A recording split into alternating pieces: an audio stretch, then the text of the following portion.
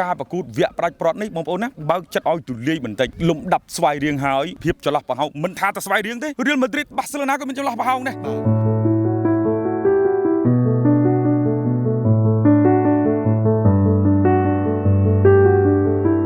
សួស្តីបងសួស្តីបងដោយសារតែបងជា admin ឬក៏ជាអ្នកគ្រប់គ្រងបាល់ទាត់ម្នាក់ហើយធ្លាប់ឃើញបងចូលរួមជាមួយនឹងព្រឹត្តិការណ៍បោះស្បាយរៀងបានច្រើនដែរ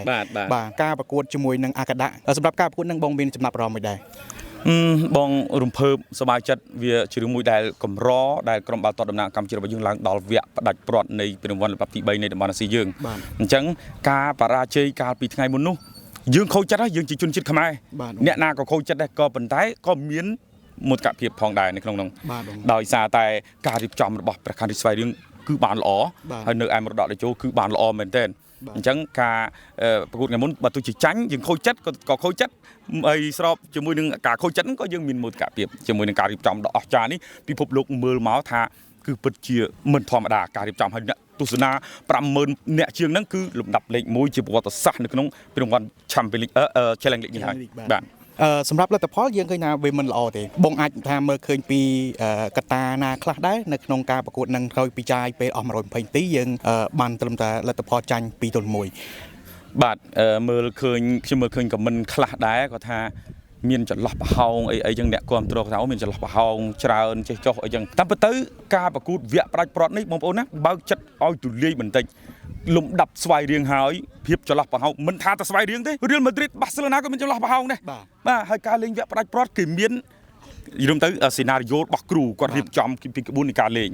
អញ្ចឹងអ្នកគ្រប់គ្រងការពីវគ្គផ្ដាច់ព្រាត់នោះបងមើលឃើញទៅឃើញថាមានសន្ទុះខ្លាំង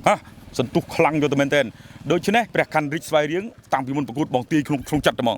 ការប្រកួតនេះអាកាដាក់នឹងថយហើយស្វ័យរៀងដឹងតែបុកដឹងតែបត់ហើយថយមែនជាការពិតអាកាដាក់មកលេងទប់វាយបកជាមួយយើងហើយបើតាមទម្រង់លេងថ្ងៃនោះណាបើតនិយាយពីចំណុចខ្វះខាតទេគឺខាងព្រះខ័នរាជស្វ័យរៀងចង់ឲ្យអ្នកគ្រប់គ្រងរីករាយចង់ឲ្យអ្នកគ្រប់គ្រងសប្បាយចិត្តហើយបើឈ្នះគឺឈ្នះដោយភាពខ្លាំងឈ្នះដោយភាពខ្លាំងឲ្យគេមើលឃើញមកថាបាល់ទាត់កម្ពុជាខ្លាំងហើយឡើងលេខ1ឈ្នះជើងឯកបែបហ្នឹងគឺគេមើលមកគេស្ញប់ស្ញែងអាយ៉ាដូចជាក្រែងកើកម្លេចហ្នឹងគេតែងតែរឿងមិនសូវស្រួលទេរឿងមើលងាយយើងដែរគេថាបាល់ទាត់យើងនឹងទៀបក៏ប៉ុន្តែតាមការប្រកួតថ្ងៃមុនបើទោះជាចាញ់ក៏មិនទៀបទេយើងសម្លឹងមើលទៅការលេងកម្រិតលេងជាមួយនឹងក្រុមមកពីតំបន់អាស៊ីខាងលិចសុទ្ធតែគីឡូអាចថាស្តៀងអឺរ៉ុបដែរអញ្ចឹងយើងលេងប៉ុណ្ណេះយើងចាញ់2-1ប៉ុណ្ណេះក៏មិនជាបញ្ហាដែរនៅតែបង្ហាញទម្រង់លេងល្អអ្នកគ្រប់គ្រងក៏ពេញចិត្តដែរប៉ុន្តែមានបងប្អូនយើងមួយចំនួនទូចក៏ថាលេងចាញ់គេដោយសារតែបុកពេកភ្លេចទប់ជើងក្រោមណែគិតតែនឹងឲ្យបានឲ្យជ្រៅបន្តិចណាភ្លេចទប់ជើងក្រោមតាមពិតទៅក្រុមមានអ្នកគ្រប់គ្រងពេញកីឡាដ្ឋាន 50,000 អ្នកជាង 50,000 អ្នកជាងខាងស្វ័យរៀងគឺចង់ឲ្យអ្នកគ្រប់គ្រងទាំងអស់រីករាយសប្បាយចិត្តជាមួយនឹងទម្រង់លេងហើយបើឈ្នះលើកពានទៅគឺរីករាយសប្បាយចិត្តហ្មងហើយ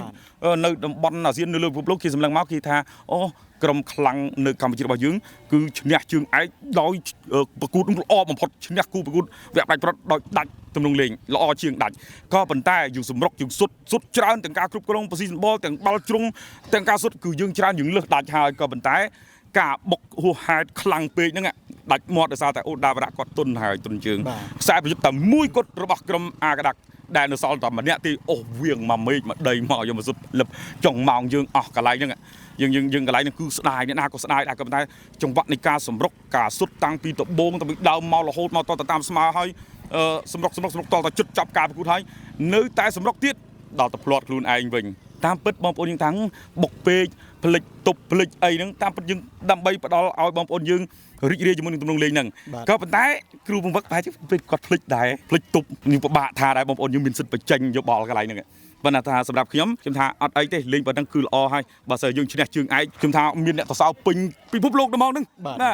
ដល់ពេលយើងមិនឈ្នះជើងឯកបើទោះជាល្អមិនក៏ដោយក៏នៅតែមានចំណុចខ្វះខាតបងប្អូនយើងយកមកនិយាយទៅក៏មិនខុសដែរមិនអីទេក្រុមដែលឡើងទៅដល់វគ្គផ្ដាច់ព្រាត់មួយហើយមិនមែនជាក្រុមខ្សោយទេកម្រិតប្រខ័នរាជស្វ័យរៀងគឺកម្រិតទម្រង់លេងបែបអន្តរជាតិហើយនៅមានមួយទៀតដែលខ្ញុំមើលឃើញថាកន្លែងដាច់មាត់អីហ្នឹងចុងម៉ោងសម្រុកខ្លាំងហ្នឹងហើយដាច់មាត់មកបានពីរក្រុមខ្ញុំថាមិនសូវបន្ទោសរឿងហ្នឹងខ្ញុំរៀងសេតរឿងមួយទៀតគឺបានបាល់នៅក្បែរប្រអប់គ្រោះថ្នាក់ដែលថាត្រូវបញ្ជូនឲ្យមួយទៀតដែលត្រូវសុទ្ធហ្នឹងមិនបញ្ជូនរឿងកំណាញ់តិចតែហ្នឹងក្រៅពីហ្នឹងអូខេគឺល្អហើយ បាទអញ្ចឹងបន្ទាប់ពីស្ដាប់យោបល់បងឃើញថាវិជ្ជមានច្រើនប៉ុន្តែអវិជ្ជមានក៏នៅតែមានអញ្ចឹងសម្រាប់បងប្អូនយើងចេញមតិណាអញ្ចឹងបងប្អូនប្រិយមិត្តដែលកំពុងទស្សនានៅវីដេអូនេះកុំភ្លេចណាមានមតិយោបល់អ្វីអាចខមមិននៅខាងក្រោមវីដេអូបានអរគុណច្រើន